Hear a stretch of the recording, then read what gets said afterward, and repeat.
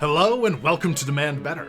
Today we're going to be talking about how the media really likes to focus on demand side causes of inflation, like they're printing too much money or they're spending too much money on, keeping people alive and making sure that, everyone is paid well and has a decent job and etc. Like, oh, that's just going to cause inflation. That's too much spending. So they often focus on demand side inflation. I'm going to show you right now in the most recent breakdown of Canada's inflation, released just 2 days ago, I'm going to show you how that narrative is entirely false, and we can actually explain exactly where the inflation is coming from really, really easily. So let me explain it. So I'm just going to quickly show you how bad it has gotten. First, we're going to look at the Consumer Price Index. Okay, so the Consumer Price Index rose by 4.7% on a year-over-year basis, meaning that if you took this month's inflation, multiplied it across the entire year, what would that year's inflation be? So it's an extrapolation. We didn't actually increase by 4.7% this month. However, that is still the largest that we've had since February of 2003, which is, I don't know if you know, a really long time ago. That's pretty long. Also, it's accelerating because in September, it was only 4.4%, meaning that inflation is not only continuing, it's getting worse. But if you exclude energy costs, this yellow line right here, the CPI only rises by 3.3, which is the same that it did in September, which means 100% of the inflation right now is coming from energy costs. That's pretty easy to see, right? Let's take a look. The industrial product and price, raw materials price indexes, basically they're going to break down what the industries are facing before they hand you higher prices. Industrial product price index only rose by 1.3%, not 4.7%. So they are passing at least 3 times, almost as much as 4 times of their costs are being passed on to you. That isn't necessarily all profits, but sometimes that's reflective of them having to pay the same cost multiple times. So if oil costs go up and you have to do transportation of your product at a bunch of different points, well then you're going to have even higher costs than that 1.3% would actually show. This means that the choice to ship a lot of jobs overseas was ultimately a choice to pay more inflation in fuel than in labor, whereas labor inflation ultimately gives the workers more to buy products with, so it's better than fuel inflation, which only gives the oil companies more to work with. All of these outsourcing industries were forced by market pressures to adopt fuel inflation as opposed to labor inflation. So the price of raw materials, however, purchased by manufacturers operating in Canada, rose by 4.8%. Now that is a lot closer to the 4.7%. So like food going up, fuel going up, those types of things are a little bit more understandable because they are susceptible to these types of price shocks a little bit stronger. Here's where we come down to it. Prices for energy and petroleum products were up by 7.4% in October, 72% higher than the same month last year. So that is where the inflation is coming from. It's coming from this massive increase in a crucial good that is used at many different points in the supply chain. Because capitalists and our business sector is way too reliant on shipping and on moving goods from place to place so that they can go to places with lower labor costs, they are ultimately choosing to have higher oil costs. And so when there's an inflation of oil prices, we get hit by like 3 or 4 times the level of inflation, because inflation of labor costs, that'll only hit them once. Inflation of oil costs, that'll hit them at every single point in the supply chain. So where's this supposedly coming from? Oh, look at that. They explain, this is mostly due to the higher prices for the stocks of this crude oil. Benchmark prices for crude oil reached a 5-year high in October as global demand outweighed supply. So it's not just the media. The experts are focusing on demand instead of supply. Supply is the thing we have control over. Demand is something that kind of happens, but supply is something we have direct control over, and let me show you just exactly how that works. Because the US crude prices jumped in October specifically, this is released on October 4th. It says so somewhere, I think right there. So on October 4th, this is released. Basically, OPEC, the cartel that controls oil prices globally, decided not to increase the supply that they were releasing to the market. So, we know what caused all of this inflation. All of this inflation is being caused by the supply being intentionally restricted by oil producers.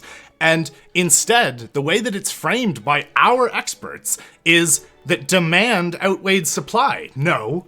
Supply chose not to meet demand so that they could get higher profits per barrel of oil that they reduce. And the reality is that the United States has billions of barrels of oil in their military reserves. So they have no excuse for not just decreasing the prices themselves by releasing a small number of those barrels back into the global market. OPEC agreed to stick to its original plan to only add 400,000 barrels per day to the markets.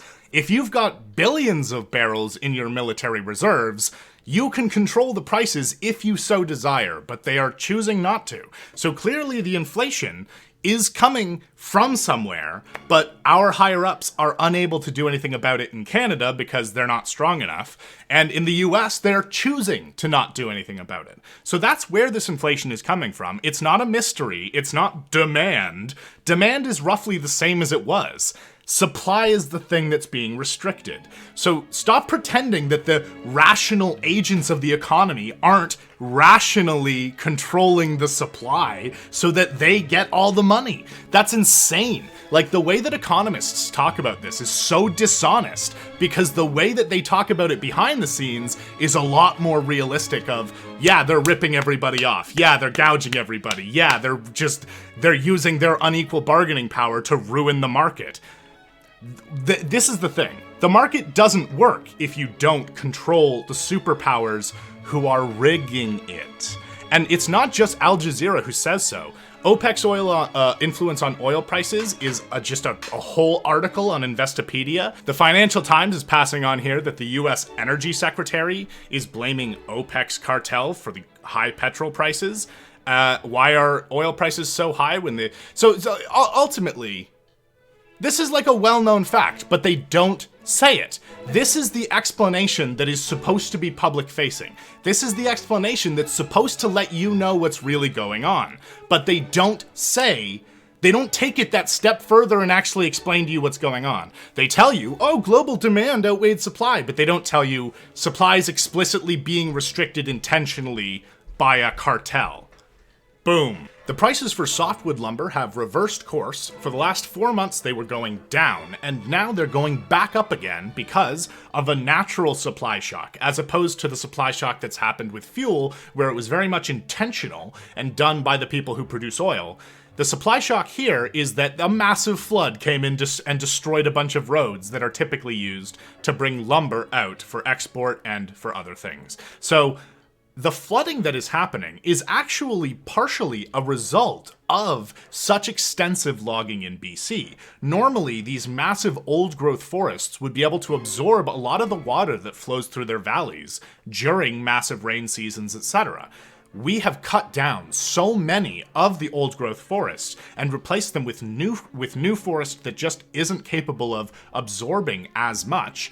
And the result is that we have massive and extreme flooding events. On top of this has already been exacerbated by climate change. So we've got climate change, deforestation, and ultimately that is going to result in a number of supply shocks like this.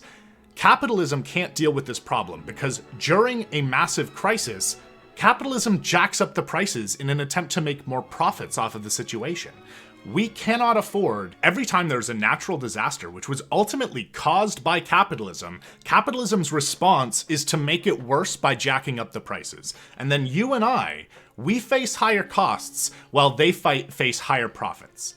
And this is the way that lib-con governments and crony capitalists have run the system basically since capitalism gave in to the feudal monarchies and allied with the nobles in order to get access to the capital that the nobles had hoarded from serfs and peasants.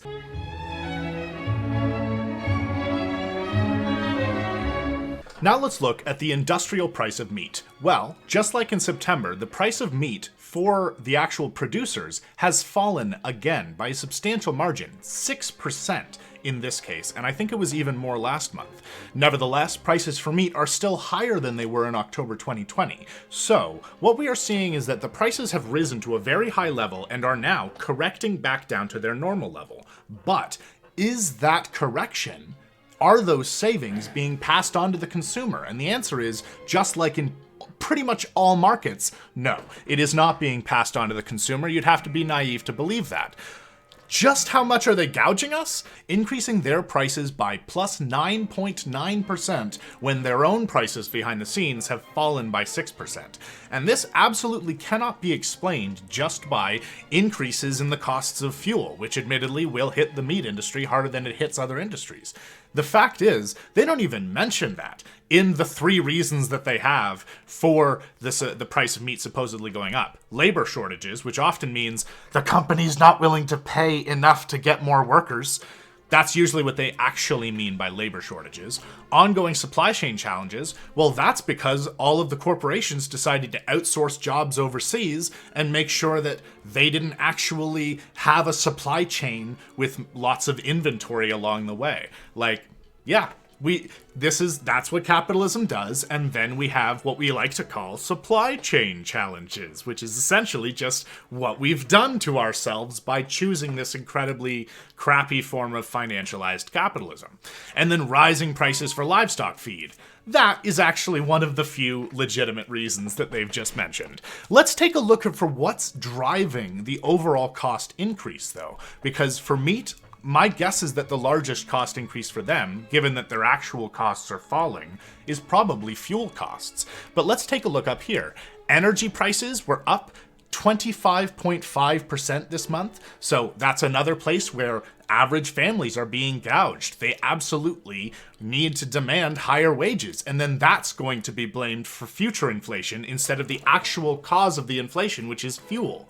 And the fact that fuel has been overly relied on as an easy thing to get in the minds of these capitalists. Consumers paid 41.7% more for gasoline, while the price of gasoline only increased by 7% on industries. So let's all keep in mind, industries, even though they're gouging you and they're blaming fuel inflation, they are facing less fuel inflation than you are, and yet, are they going to pass those savings on to you? Are they going to pass those costs on to you? They'll pass the costs, but not the savings. And the last thing that I just wanted to quickly show, the largest category that is mentioned by the CPI as an increase in people's costs is, ding, ding, ding, ding, ding, transportation. Another thing that is directly tied to fuel use. So, it is pretty clear that the supply side cause of almost every bit of inflation that we are seeing is the fact that we are so reliant on oil that when its prices get jacked up, so do the prices of absolutely everything else. This is part of the reason why we need more renewable energy. This is part of the reason why we need to reduce our reliance on oil quite substantially.